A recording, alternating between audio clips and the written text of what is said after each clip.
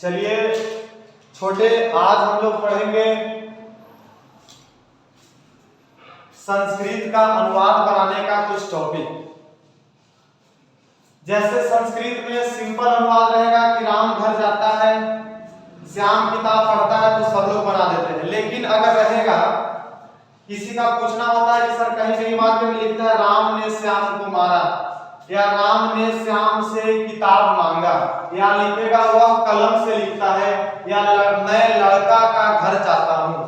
तो हमको राम का संस्कृत पता होता है, लेकिन ने का क्या होता है इसको हमको पता करना है। तो छोटे, ने का कोई संस्कृत नहीं होता है। इसकी कारक चिन्ह जोड़कर इस कारक चिन्ह को पहचान कर इसकी विभक्ति को पहचानते हैं।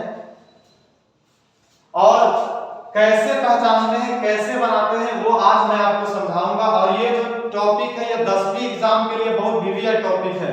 10वीं के परीक्षा में संस्कृत के अनुवाद से 8 प्रश्न आते हैं, और उस 8 प्रश्न में ये कारक चिन्ह जुड़े होते हैं। और वो कारक चिन्ह का अनुवाद कैसे बनाया जाता है ये मैं आपको बताऊंगा, और ध्यान से आप सुनिएगा, ध्यान से समझिएगा। अगर आप हमारे चैनल पे नए हैं तो हमारे चैनल को सब्सक्राइब कर लेंगे, घंटी को दबा लेंगे, अच्छा लगे तो लाइक करेंगे, और अच्छा लगे तो शेयर करेंगे।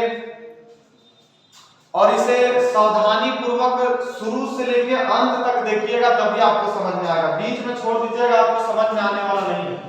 तो मैं बताता हूं। मैंने यहाँ पे लिखा है बालक शब्दरूप। बालक का मतलब होता है लड़का, और लड़का का मैंने शब्दरूप लिखा है। और बालक जो पुल्लिंग शब्द है, मैंने लिखा है विभक्तियां लिखी है 8, और विभक्तियां में मैंने वचन लिखा है, एक वचन, द्विवचन और बहुवचन। एक वचन का मतलब होता है एक का बोध होना, द्विवचन का मतलब होता है 2 का बोध होना, बहुवचन का मतलब होता है 3 या 3 से अधिक का बोध होना। और मैंने बालक शब्द जो लिखा है मैं आपको पढ़कर बताता हूँ। बालका, बालको, बालका, बालकम, या इसका मतलब होता है यही वाला होगा यहाँ छोटे। तो बालकम, बालको, बालकान, बालकेन, बालकाभ्याम, बालकई, बालकाय, बालकाभ्याम, बालकेभ्य, बालकात, बालकाभ्याम, बालकेभ्य, बालकस्य, बालकयो, बालकानां, बालके, बालकयो, बालकेषु। इसका मतलब यही होगा हे बालका, हे बालका और हे बालका। मैंने ये बालक शब्द पढ़ा। अब इसके बाद मैंने कारक चिन्ह लिखा है, जिसमें लिखा है कर्ता, जिसका चिन्ह होता है ने। कर्ता ने करण को करण से संप्रदान के लिए अपादान से, जो जुदाई के अर्थ में होता है, क्योंकि से 2 चिन्ह होता है, और इस से का प्रयोग होता है जुदाई के रूप में। जब जुदाई हो, जैसे पेड़ से पत्ता गिरते हैं, तो ये फिर दोबारा जाके जुटेंगे नहीं दोस्तों। कुछ समय के लिए जो जुदाई होता है उसमें हम से अपादान कारक का प्रयोग करते हैं।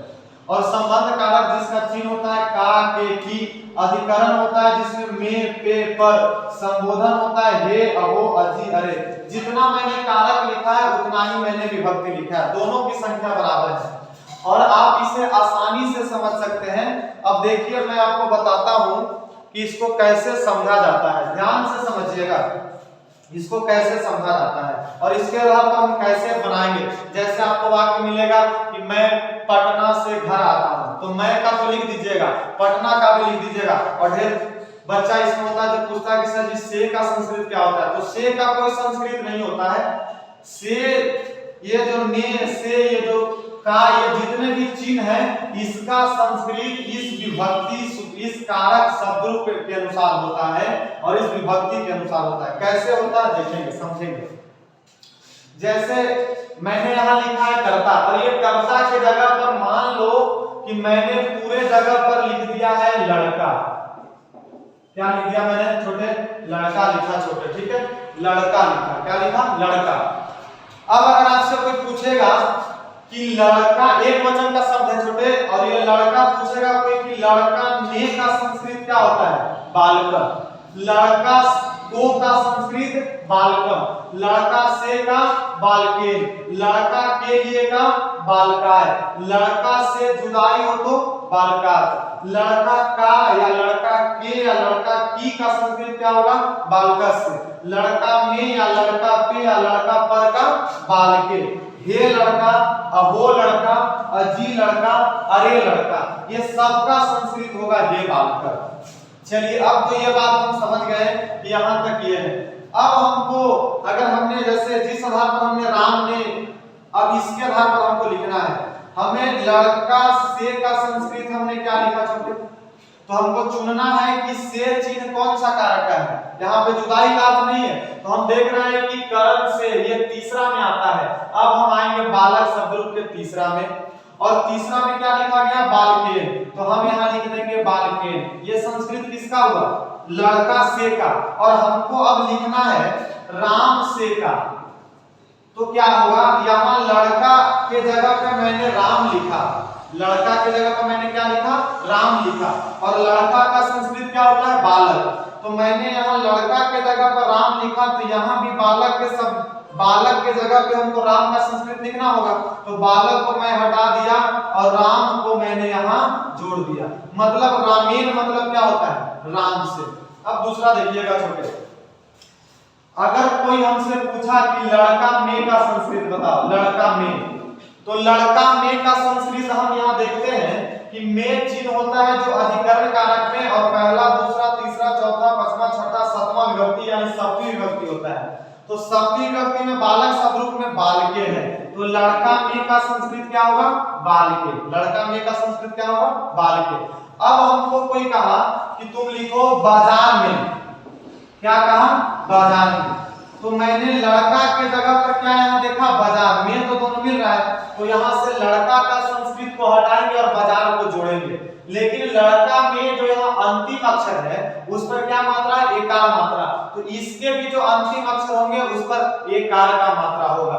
तो बाजार का संस्कृत होता है हाट, और इस पर एकार मात्रा अंतिम अक्षर पर आएगा, यानी हाटे मतलब क्या होगा, बाजार। अब आइए, अब अगर आपसे कोई कहता है कि बताओ पेड़ से जुदाई के अर्थ में, पेड़ से जुदाई हो, जैसे लड़का से जुदाई के अर्थ में क्या संस्कृत होता है, तो हम देखेंगे कि से यहाँ देखिए आपादान जो पहला दूसरा तीसरा चौथा पांचवा में आता है, आपादान से जुदाई। अब यहाँ पांचवा विभक्ति को हम देखेंगे तो पंचमी विभक्ति में लड़का से जुदाई का संस्कृत होता है बालकार, तो हम यहाँ लिख दे रहे हैं बालकार, ठीक है। अब हमको छोटे कोई पूछ दिया कि बताओ पेड़ से जुदाई होगा तो संस्कृत क्या होगा, तो जैसे मैंने लड़का का संस्कृत यहाँ बालक लिखा था, अब ये लड़का हट गया तो बालक भी हटेगा, और हमको अब यहाँ लिखना है किसका, पेड़ का, तो पेड़ का संस्कृत होता है वृक्ष, और हम वृक्ष लिखे तो वृक्षात, क्योंकि ये तो यहाँ इसका जोड़ दिया मैंने, तो वृक्षात मतलब होगा पेड़ से जुदाई का अर्थ में। अब इसके बाद हमसे अगर कोई पूछा कि लड़का के लिए का संस्कृत, जैसे लड़का के लिए, ध्यान से देखिएगा, लड़का के लिए, तो लड़का के लिए, तो लड़का का संस्कृत होता है बालक, और यहाँ लड़का के लिए देखेंगे चिन्ह होता है संप्रदान कारक का, जो पहला दूसरा तीसरा चतुर्थ विभक्ति का है, तो चतुर्थ विभक्ति में हम देखेंगे कि क्या हो रहा है, बालकाय, तो लड़का के लिए का संस्कृत होता है बालकाय। और हम कोई कह दिया कि हमको लिखना है घोड़ा के लिए, घोड़ा के लिए, तो यहाँ से लड़का मैंने हटाया, तो यहाँ से क्या हटाएंगे, बालक, और बालक को हटा के और घोड़ा का संस्कृत होता है अश्व, तो हमने अश्व लिख दिया, मतलब अश्वाय मतलब क्या होता है, घोड़ा के लिए, ठीक है। अब हम देखेंगे इसको वाक्य में कैसे ये बनता है, वाक्य में देखेंगे, ध्यान से देखना वाक्य में।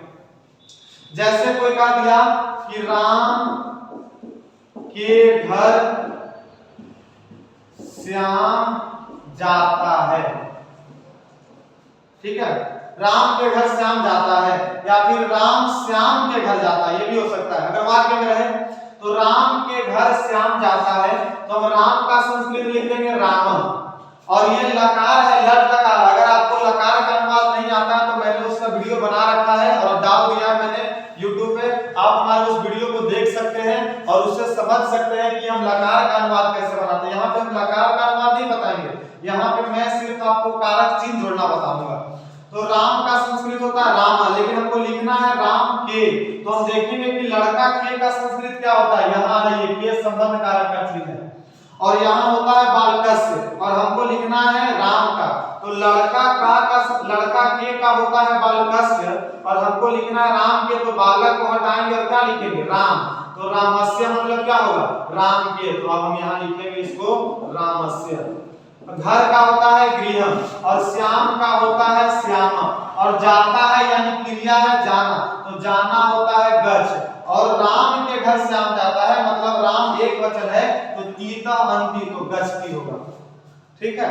अगर आपसे कोई कह देगा कि बताओ लिखना है हमें संस्कृत लिखना है संसार में का, किसका लिखना है छोटे? संसार में। तो हम देखेंगे कि पहले लड़का में का संस्कृत क्या होता है और में चिन्ह कौन सा का रखा है? अधिकरण का। क्या व्यक्ति है? पहला, दूसरा, तीसरा, चौथा, पांचवा, छठा, सातवां। ठीक है, सातवां है। तो हम यहाँ सातवां में आ जाएंगे और देखेंगे कि लड़का में का संस्कृत होता है बाल के और हमको लिखना है संसार में, तो बालक को हटाएंगे और संसार के अंतिम अक्षर पर एकार मात्रा आएगा और संसार का संस्कृत होता है संसार, तो संसार मतलब हो जाएगा संसार है। इस प्रकार से आप इसके मदद से आप कारक चिन्ह को जोड़ के अनुवाद को बना सकते हैं। ये एक वचन में हो गया। अगर द्विवचन रहेगा जैसे दो लड़का के लिए, दो लड़के के लिए, दो लड़के के लिए पूछेगा तो द्विवचन में आ जाएंगे और संप्रदान को उठाएंगे और क्या हो जाएगा? बालकाव्याम। तो यहां कह देगा कि दो कलमे के लिए, दो कलमे या दो कलमों के लिए। ठीक है, दो कलमों के लिए, तो दो का हो जाएगा दो और कलम का होता है कलमा। ठीक है, अब हम दो कलमों के लिए आएंगे तो कलमों यहाँ के लिए है तो संप्रदान कारक होगा और यहाँ है क्या? बालकाभ्याम। तो कलम का आ गया कलम और ये जुट गया बालकाभ्याम, बालक को हटाएंगे तो कलमाभ्याम आ जाएगा, तो यहाँ जोड़ देंगे कलमाभ्याम। ठीक है, इस प्रकार से एक वचन का ये होगा, द्विवचन बहुवचन। जैसे कोई पूछ दिया कि लड़कों ने, लड़कों ने क्या पूछा? कोई लड़कों ने छोटे, तो लड़कों ने पूछेगा छोटे तो एकदम आसानी से दिमाग को पहले कंसंट्रेट करना है। पूछा आपको से क्या गया है? लड़कों ने, तो आप पहले सबसे पहले चिन्हेंगे कि ने किस कारक का होता है चिन्ह। तो हमने देखा कि कर्ता का होता है, कैवा व्यक्ति है? पहला व्यक्ति है, तो बालक शब्द का पहला व्यक्ति में आएंगे और देखेंगे कि बालका होता है, तो हम इसका संस्कृत लिख देंगे बालका। अब हमको कोई कह दिया कि लड़कों ने की जगह हटाकर हमको लिखना है संस्कृत गधों ने, होता है ना गधों ने, तो गधों ने का संस्कृत हमें लिखना है। तो यहाँ बालक के, लड़कों का बालक हमने लिखा, अब ये बालक को हटाकर हम गधा का संस्कृत क्या लिख देंगे? गदर्भ। तो अब हम लिखेंगे गदर्भा, मतलब हो गया गधों ने। इस प्रकार से बनाया जाता है और इस प्रकार से अगर आप कारक चिन्ह को जोड़िएगा तब आपको अनुवाद सही होगा और आपके एग्जाम में 10वीं के एग्जाम में 8 में 8 पूरे नंबर आ सकते हैं। बस अपने इसे ध्यान से समझना होगा और अगर कोई दिक्कत होता है तो आप हमें कमेंट में बताइएगा, मैं आपको बताऊंगा। और अगर अच्छा लगता हो तो हमारे चैनल को सब्सक्राइब कीजिए और अगर और उससे अच्छा लगता है तो लाइक कीजिए और अच्छा लगता है तो शेयर भी कीजिए, ताकि हमें भी आगे बढ़ने का प्रोत्साहन मिले और मैं इस तरह से आपको पढ़ाते रहूं। बाकी फिर जो बचेगा अगले वीडियो में पढ़ेंगे। ठीक है दोस्तों।